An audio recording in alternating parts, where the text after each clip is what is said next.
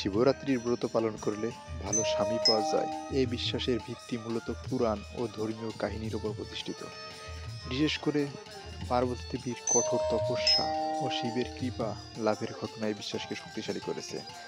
পার্বতী দেবীর শিবরাত্রি ব্রত ও তপস্যা শিব পুরাণ অনুযায়ী দেবী পার্বতী কৈলাস পর্বতে কঠোর তপস্যা করেন যাতে ভগবান শিবকে স্বামী হিসেবে পেতে পারেন।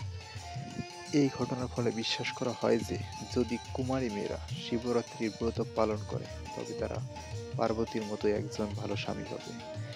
আর স্কন্দ ও পদ্ম পুরাণ অনুযায়ী এই পুরাণগুলিতে বলা হয়েছে যে যে নারী শিবরাত্রির দিন উপবাস করে ও শিবের পূজা করে সে তার ভাগ্যে একজন গুণবান সদ্গুণী ও প্রেমময় স্বামী লাভ করেন।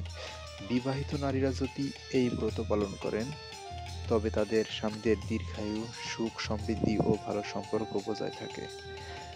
শ্রীকৃষ্ণের পরামর্শ অনুযায়ী মহাভারতে বলা হয়েছে, শ্রীকৃষ্ণ দ্রৌপদীকে পরামর্শ দেন যে যদি কোনো নারী একজন আদর্শ স্বামী চান তবে তাকে শিবরাত্রির ব্রত পালন করতে হবে।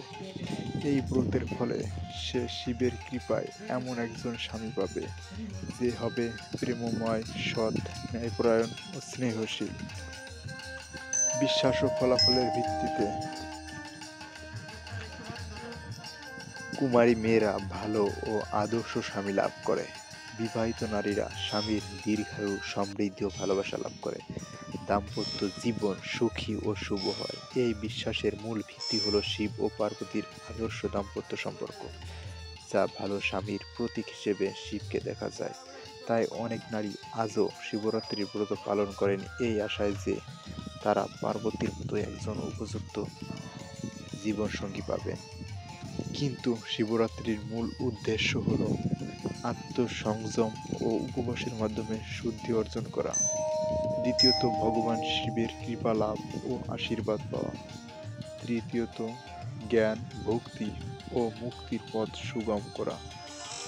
আর চতুর্থ হচ্ছে কর্মফল থেকে মুক্তি ও আত্মসাৎকারের অভিপ্রায়।